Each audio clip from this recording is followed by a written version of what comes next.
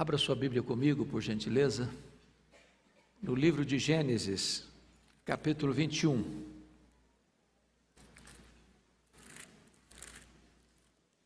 Faremos a leitura dos versos 8 ao verso 21. Gênesis 21, 8 a 21.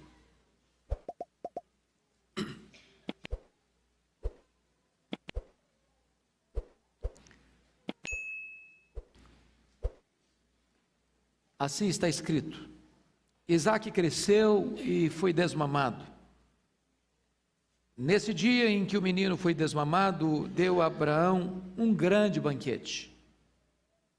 Vendo Sara que o filho de Agar, a egípcia, o qual ela dera à luz a Abraão, caçoava de Isaque, disse a Abraão: rejeita essa escrava e seu filho, porque o filho dessa escrava não será herdeiro com Isaque, meu filho. Pareceu isso muito penoso aos olhos de Abraão por causa de seu filho. Disse, porém, Deus a Abraão: não te pareça isso mal por causa do moço e por causa da tua serva. Atende a Sara em tudo o que ela te disser, porque por Isaque será chamada a tua descendência. Mas também do filho da tua serva farei uma grande nação, por ser ele teu descendente. Levantou-se, pois, Abraão de madrugada, tomou o pão e um odre de água, pô-los às costas de Agar, deu-lhe o menino e a despediu. Ela saiu andando errante pelo deserto de Berseba. Tendo-se acabado a água do odre, colocou ela o menino debaixo de um dos arbustos e, afastando-se, foi sentar-se defronte, à distância de um tiro de arco, porque dizia: assim não verei morrer o menino. E sentando-se em frente dele, levantou a voz e chorou. Deus, porém, ouviu a voz do menino, e o anjo de Deus chamou do céu a Agar e lhe disse: que tens, Agar? Não temas, porque Deus ouviu a voz do menino, daí onde está. Ergue-te, levanta o rapaz, segura-o pela mão, porque eu farei dele um grande povo. Abrindo-lhe Deus os olhos, viu ela um poço de água, e indo a ele, encheu de água o odre e deu de beber ao rapaz. Deus estava com o rapaz, que cresceu, habitou no deserto e se tornou flecheiro. Habitou no deserto de Parã, e sua mãe o casou com uma mulher da terra do Egito. Amém. Eu quero pensar com vocês hoje sobre o tema: como transformar a crise da família em triunfo. E quero começar com uma chamada de Abraão, que vivia na terra de Ur dos Caldeus, um território idólatra, e Deus chama este homem para sair do meio da sua parentela e para ir para uma terra que Deus lhe mostraria, para fazer uma grande jornada pela fé. Abraão significa grande pai, e Deus prometeu a ele dar-lhe uma numerosa descendência, e por meio dele abençoar todas as famílias da terra. Mas tinha um problema: sua mulher era estéril.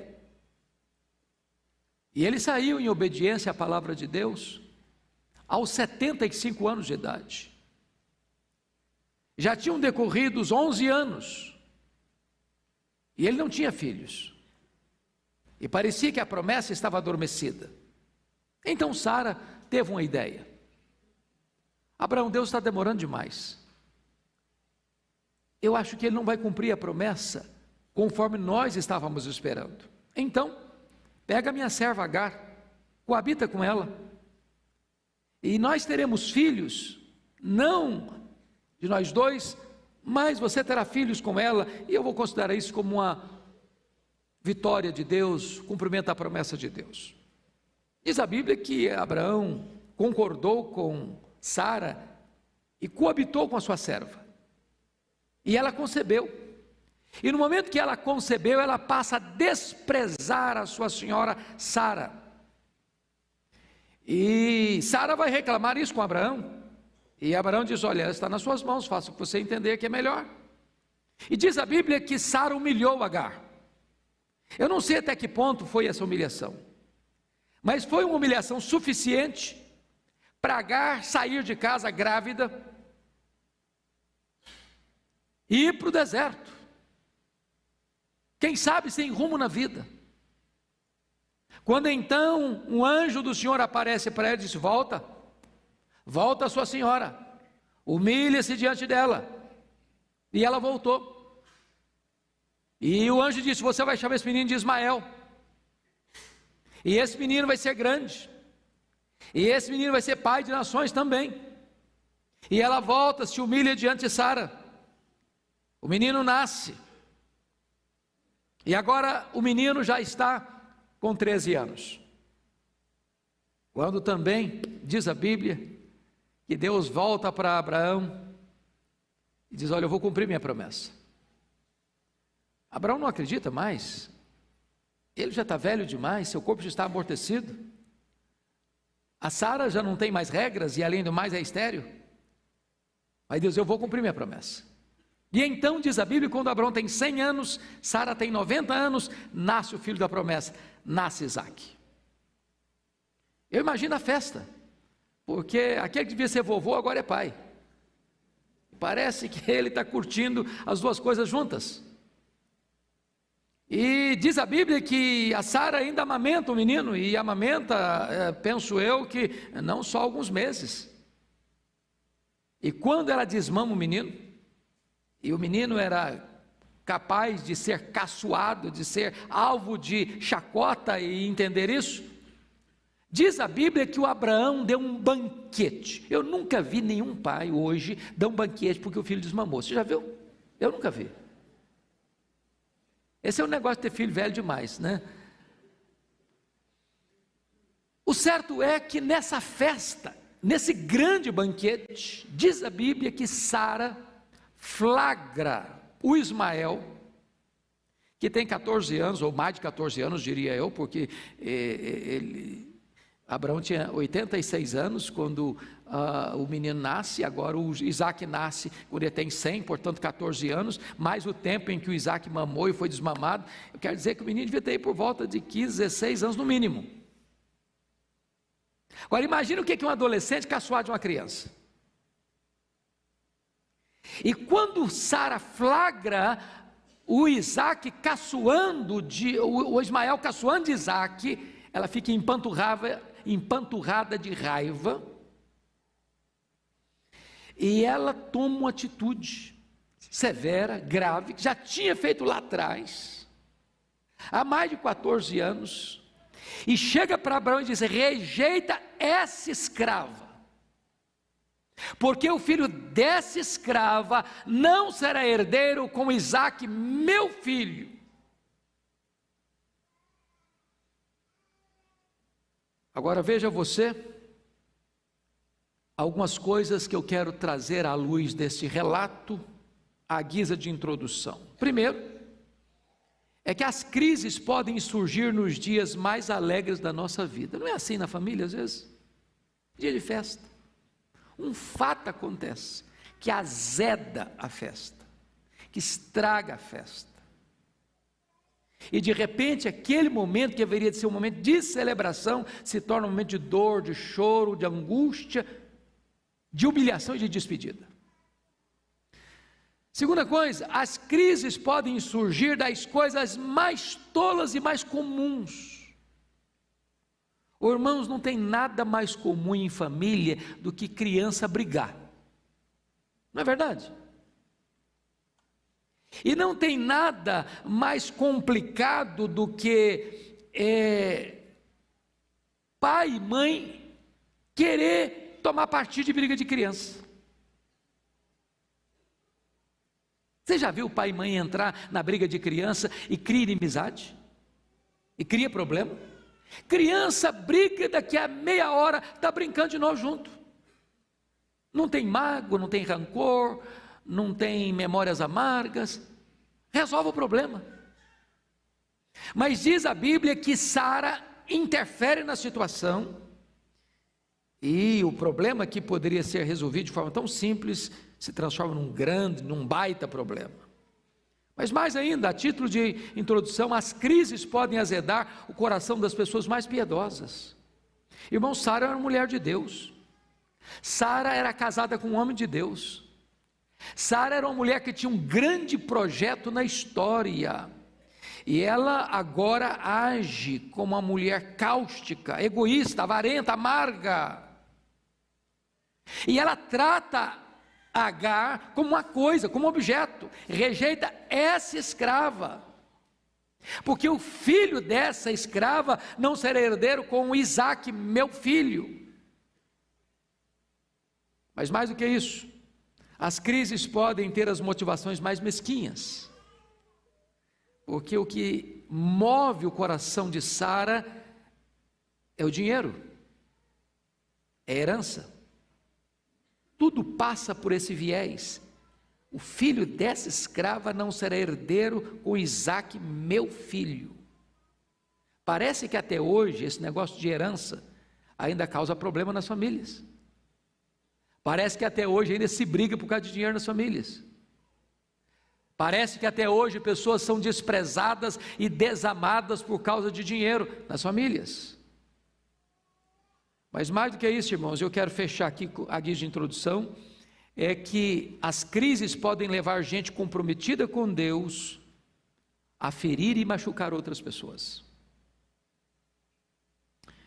E por isso que, quando Sara vai lidar com a situação, ela não cita o nome de Agar, rejeita essa escrava. Porque o filho dessa escrava também não tem nome. O único nome que ela cita é o nome do seu filho, porque o filho dessa escrava não será herdeiro com Isaac, meu filho. E note você que ela está falando isso para quem? Para o marido dela. E ela poderia pelo menos dizer, o nosso filho. Já perceberam isso? Como às vezes os casais, na hora que a coisa pega, é o meu filho. Se está fazendo coisa boa, é meu filho. Se está fazendo uma arte, é seu filho que está fazendo arte. Pois bem, eu gostaria de olhar agora para essa passagem e entender o que fazer quando essas crises atingem a família, a nossa família. Então vamos olhar para o texto e vamos encontrar aqui algumas lições. Primeiro, creia que as falhas humanas, e as maiores e as mais graves, não podem frustrar os propósitos soberanos de Deus. Veja comigo os versos 12 e 13, por favor. Você pode ler comigo? Vamos lá? Disse, porém, Deus a Abraão: não te pareça isso mal, por causa do moço, por causa da tua serva. Atende a Sara em tudo o que ela te disser, porque por Isaac será chamada a tua descendência. Mas também do filho da serva farei uma grande nação, por ser ele o teu descendente. Irmãos amados, o que Deus está falando para Abraão é o seguinte: Abraão, atende a Sara. Não é que Deus está avalizando a atitude da Sara.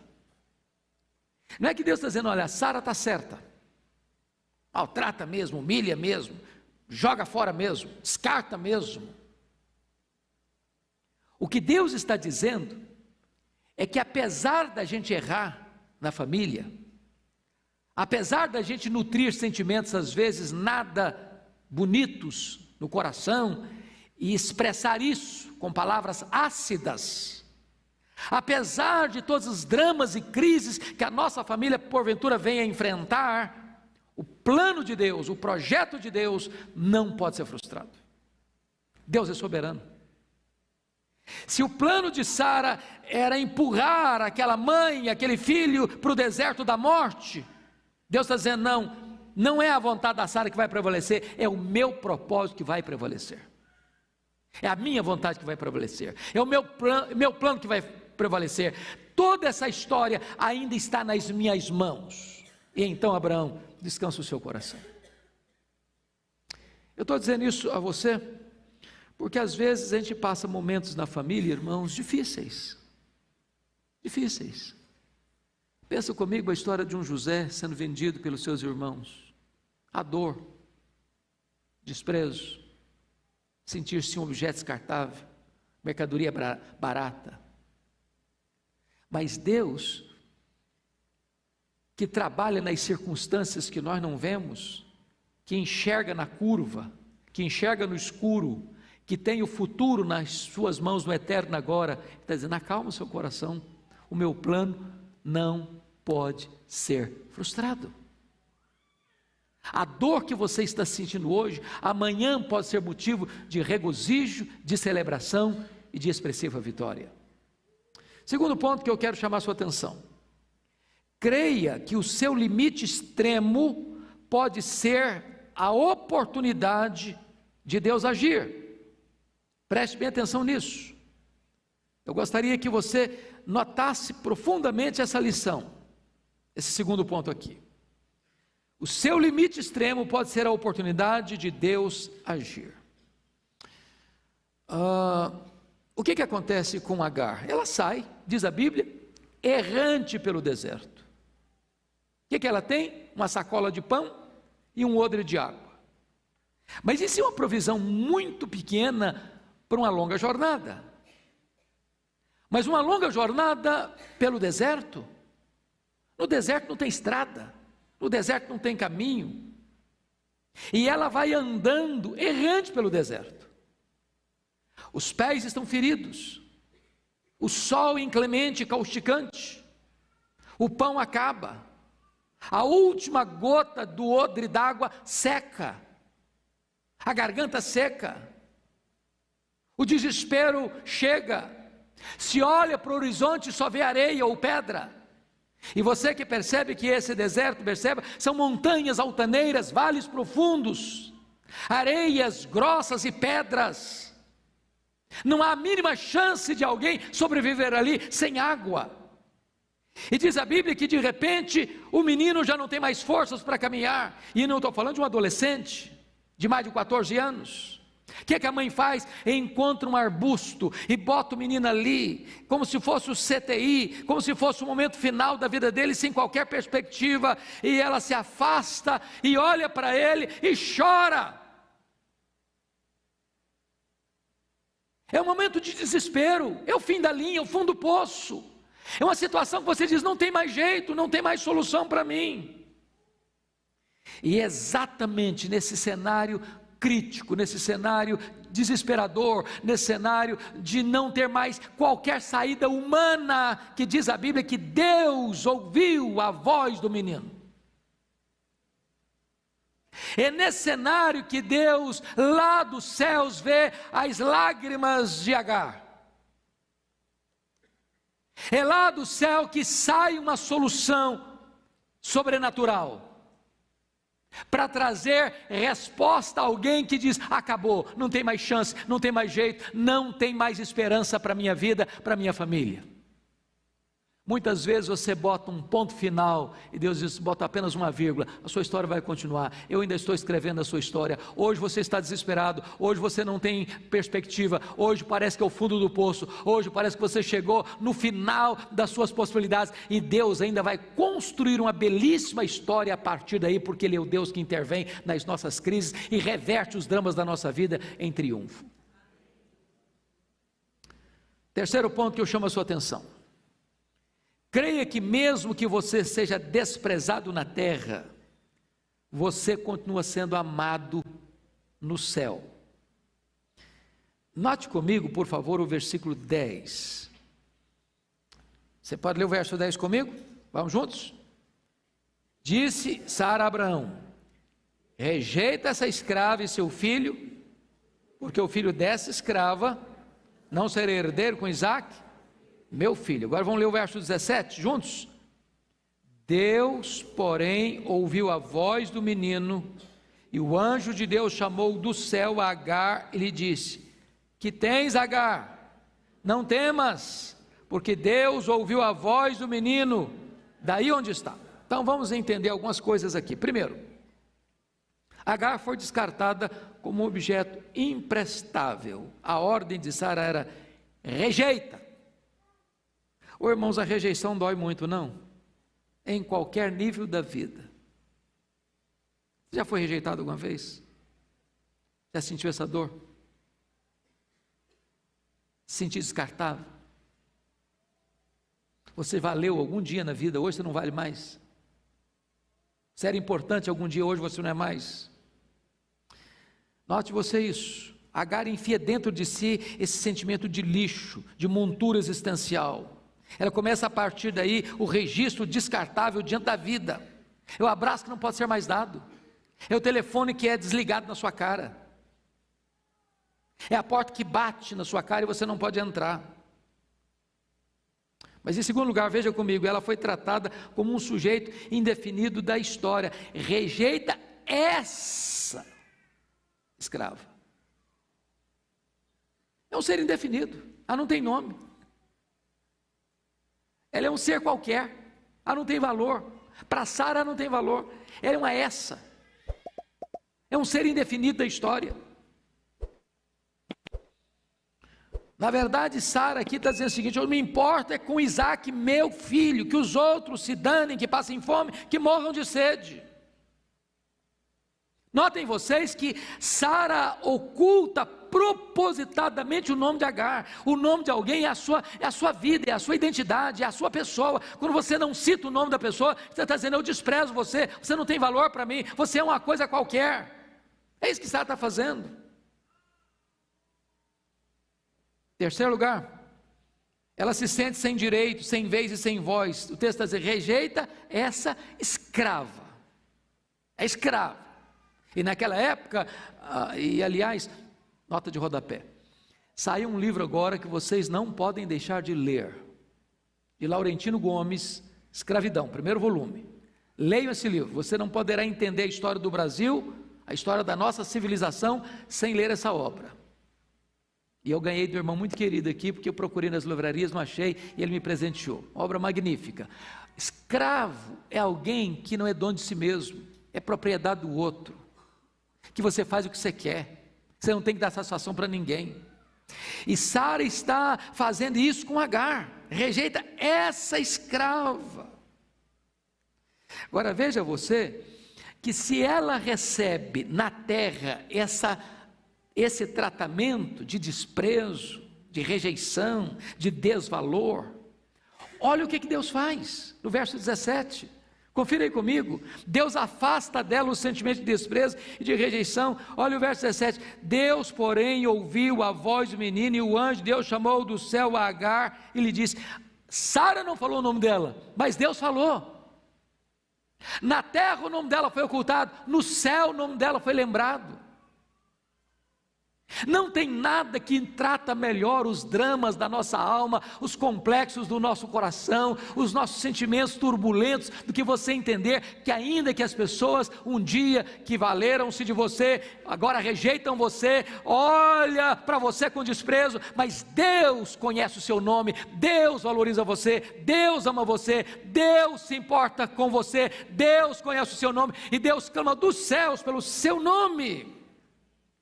Existe alguém que sabe que você não é uma pessoa e não um ninguém, que dá valor a você.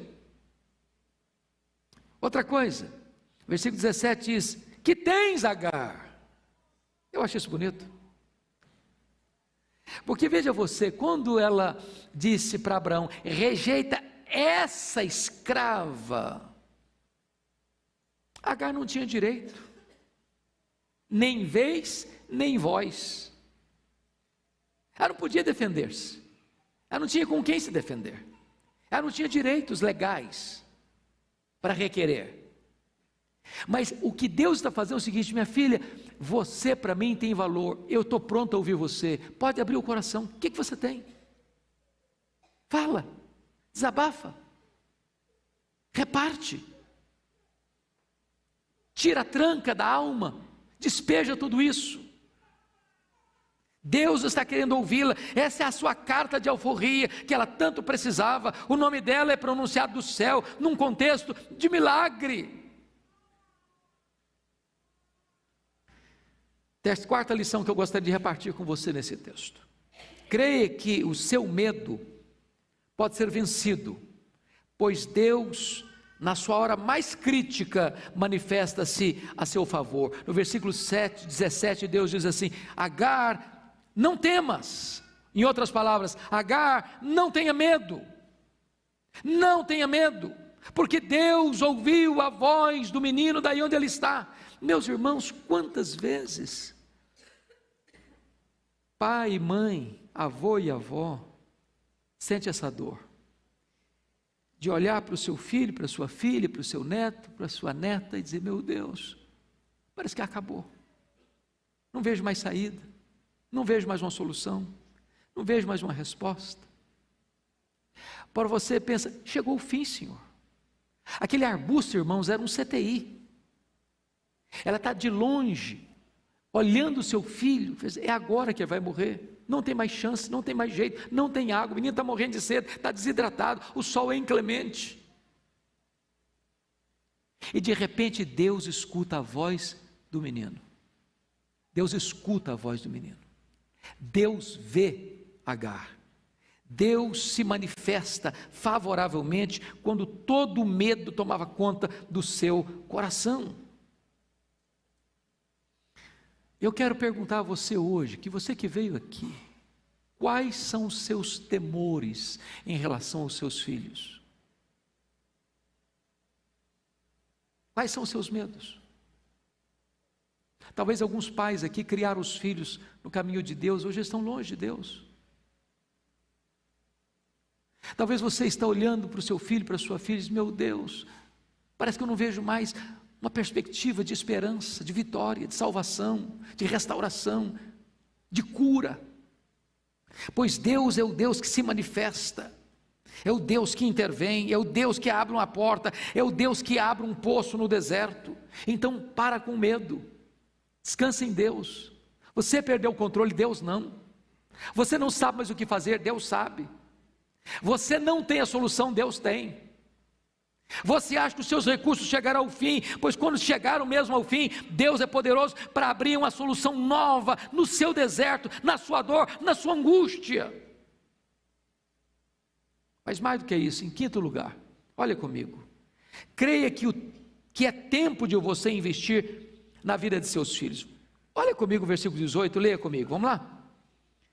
Ergue-te, levanta o rapaz, segura-o pela mão, porque eu farei dele um grande povo. Eu gosto dessa expressão aqui, eu queria que você pensasse comigo. Deus poderia erguer aquele menino? Podia? Podia. Mas Deus não faz. Deus manda a mãe fazer isso. Se tivesse pai ali, Deus teria mandado o pai fazer isso. Mas naquele momento Agar é pai e mãe junto. Na realidade brasileira tem muitas mulheres que são pai e mãe. São provedoras e educadoras. Estão sozinhas. E agora Deus ordena essa mãe fazer algumas coisas. Primeiro, mudança posicional. Ergue-te. Às vezes nós não conseguimos ajudar os nossos filhos porque também nós estamos prostrados. Nós já jogamos a toalha. Nós já perdemos a esperança.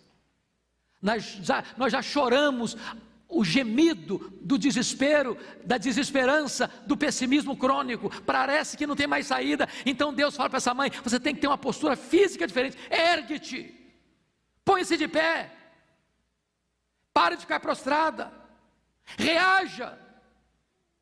Segunda coisa que Deus manda essa mulher fazer, preste atenção comigo, é mudança de atitude em relação ao filho. Levanta o rapaz, em outras palavras, lute pelo seu filho, não desista do seu filho, ergue o seu filho da morte, salva o seu filho. Essa é uma atitude, irmãos, que hoje ainda, embora em circunstâncias diferentes, nós precisamos parar e pensar. Muitos filhos prostrados, na incredulidade, na falta de fé, no amor ao mundo, no amor aos prazeres, no amor ao dinheiro, no amor às coisas que estão trazendo destruição para a sua própria vida. E Deus está ordenando a você e a mim, pai, a você e a mim, mãe, a você e a mim, avô e avó: ergue o menino, levanta o rapaz, invista nos seus filhos, não desista dos seus filhos. Você não gerou filho para a morte, você não gerou filho para o cativeiro, seus filhos são herança de Deus, lute por eles. Agora note mais no verso 18: segura-o pela mão. Segura-o pela mão. Eu acho isso curioso, irmãos, porque se o Ismael já tinha mais de 14 anos, dá a impressão que quem tinha que segurar, o menino segurar a mãe pela mão.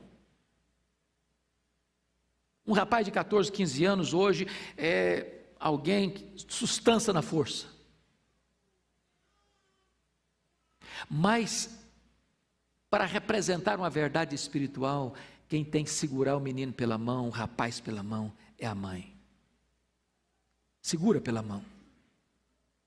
Dá direção para o seu filho. Dá instrução para o seu filho. Dá firmeza para o seu filho. Não abra mão dele, não desista dele. É isso que Deus está falando para essa mãe.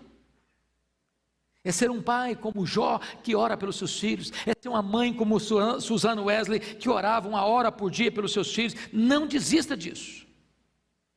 Mas o que eu acho maravilhoso, no último lugar aqui nesse ponto, mudança de atitude em relação ao futuro. Veja comigo o versículo 18: porque eu farei dele um grande povo.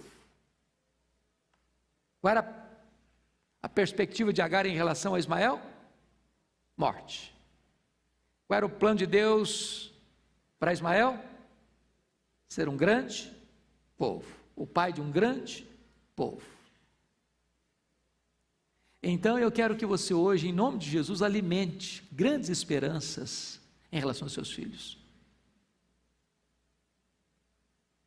Talvez o horizonte que você está vendo hoje é cinzento.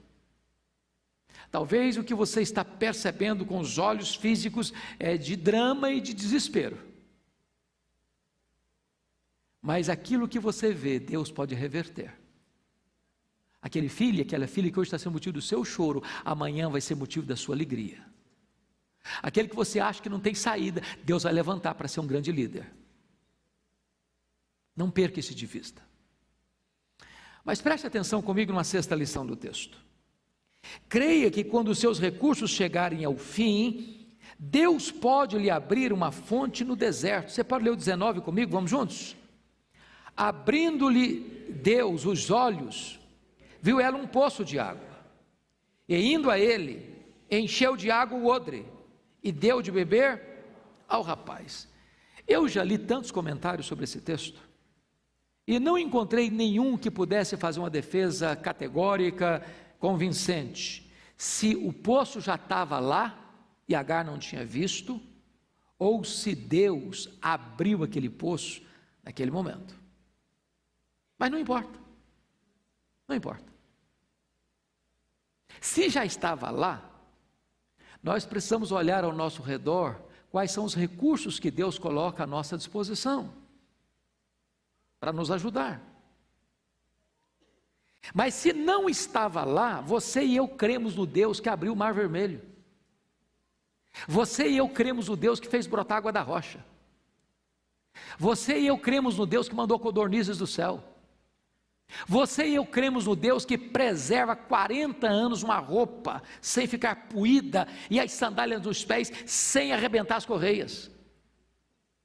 Você e eu cremos no Deus que chama à existência as coisas que não existem. Então, o que o texto está querendo nos ensinar é que quando você chega ao final mesmo, literalmente o final dos seus recursos, Deus pode aí abrir uma fonte milagrosa para abastecer você, para sustentar você e para dar ânimo para você continuar a sua vida. Não jogue a toalha, não perca a esperança. Deus é o Deus que ainda hoje opera maravilhas e milagres. Todos vocês sabem que é impossível sobreviver no deserto sem água. Deus está abrindo uma fonte de vida. Deus está abrindo uma fonte de sobrevivência. Agar, que havia perdido tudo, o lar, o abrigo, o nome, o direito, a liberdade, o pão, a água, o teto, o sentido da vida, agora estava perdendo o filho, vê um milagre acontecendo diante dos seus olhos, um poço é aberto. E ela abastece o seu filho para ele sobreviver. Mas deixa eu partilhar com vocês a sétima lição. Creia na necessidade de adaptar-se a novas situações. Você pode ler o verso 20 comigo? Vamos lá? Deus estava com um rapaz que cresceu, habitou no deserto, se tornou flecheiro. Então preste atenção. O que era o deserto para Agar? A morte. O que o deserto se transformou? No território da sobrevivência. Eles habitaram no deserto. Eles se adaptaram ao deserto. Eles fizeram a reengenharia na maneira de viver. E isso me ensina uma lição. Irmãos amados, nós precisamos ter habilidade e graça para nos adaptarmos aos novos lugares, a uma nova cidade, a um novo ambiente, a uma nova situação. A vida é feita de mudanças. Precisamos nos adaptar. Vocês sabem que eu ainda sou pastor em Vitória já há 34 anos. Existe uma coisa que eu jamais imaginava na vida, um dia, era sair de Vitória. Um dia eu perguntei para o reverendo Augusto, que morava aqui, falei, como é que é esse negócio de São Paulo? Ele disse, é uma loucura, mas é bom. E eu tive que concordar com ele, é loucura mesmo, mas é bom. Você aprende a amar. Você pega um trânsito de 2 horas para sair de casa para pregar em outra igreja, na Zona Leste, você ainda acha bom. É loucura. Mas você tem que se adaptar a uma nova cidade. Você tem que se adaptar a um novo emprego. Você tem que se adaptar a uma nova realidade econômica. A vida é feita de adaptações. Nós precisamos ter coragem de mudar a perspectiva, às vezes, de métodos. Eu estava lendo, pastor Ivan, uma coisa linda da igreja Myeonsong, quando nós estivemos lá há mais de 15 anos, já era uma igreja de 55 mil membros na época, e o pastor titular da igreja disse que quando a liderança dele sabia que tinha alguma igreja, ou na Coreia ou fora dela, que estava crescendo, que as coisas estavam acontecendo, que Deus estava abençoando, que as coisas estavam indo de vento em popa, ele pegava a liderança dele e mandava lá, para saber o que está acontecendo aqui, como é que eu posso aprender? O que eu posso aprender para chegar lá e aplicar esses princípios? Isso é humildade. A verdade é a mesma, a teologia é a mesma, a doutrina é a mesma, mas nós temos que ter coragem de buscar novos métodos para alcançar melhores resultados. De repente o deserto não é o lugar da sua morte, o deserto é o lugar da sua vitória, do seu triunfo, da sua sobrevivência, do seu crescimento, onde você vai ser uma bênção e vai influenciar tanta gente.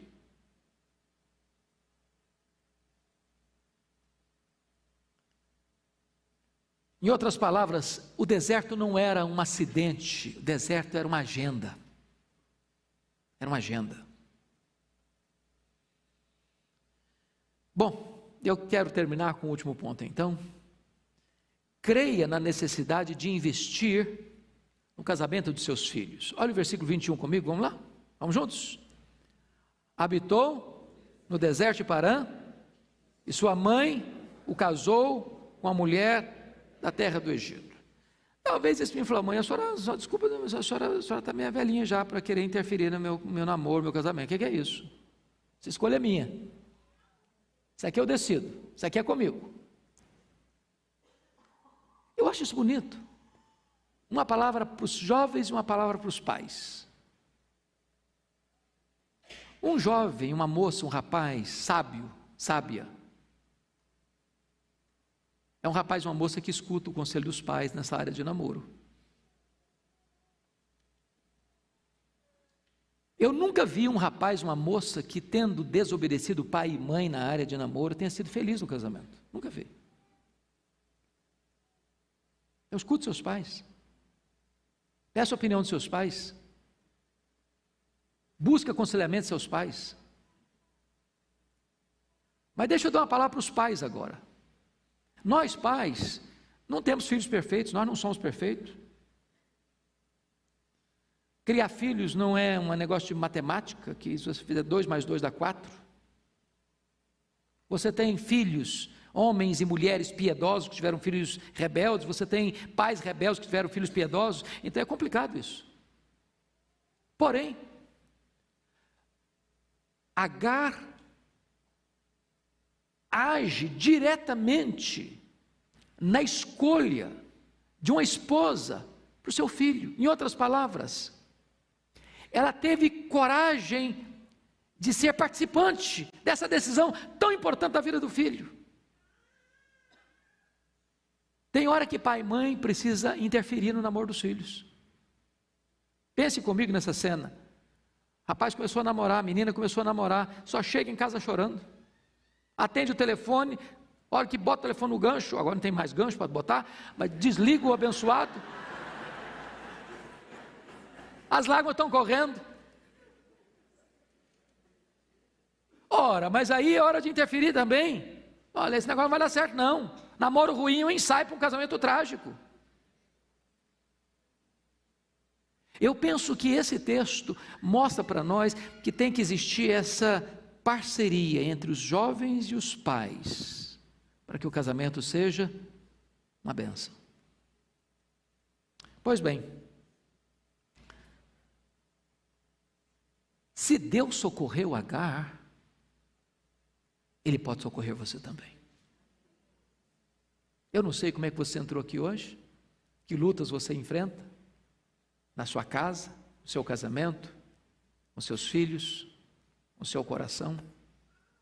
Eu não sei quantas feridas você carrega. Talvez você tenha errado, você também humilhou as pessoas, e você hoje está colhendo o que você plantou. Talvez você tenha que se humilhar, pedir perdão. Eu não sei se você carrega na alma as dores de ser rejeitado, descartado, jogado fora de um relacionamento. Talvez você esteja hoje errante pelos desertos da vida, caminhando sem rumo, sem esperança. Talvez você entrou aqui hoje e o pão do seu embornal está acabando e a água do seu outro está acabando, e você só vê areia na sua frente. Talvez você olhe para a sua família e diz: meu Deus, só tem um arbusto agora, e o que me resta é chorar a dor do desespero, a morte está mostrando a carranca, o que eu vou fazer? E eu quero dizer para você que Deus está aqui hoje, e Ele é poderoso para ouvir a voz dos seus filhos, Ele é poderoso para chamar o seu nome desde o céu, Ele é poderoso para abrir para você uma porta de escape, e pode falar: eu me importo com você, eu escuto você, eu cuido de você, eu abro um caminho para você no deserto, eu abro uma fonte para você no deserto. Deus está aqui hoje para ressuscitar os seus sonhos e dar a você esperança do amanhã. Que Deus nos ajude a crer nesse Deus da providência, que mesmo os nossos erros e falhas, seus planos não podem ser frustrados. Vamos ficar em pé e vamos orar.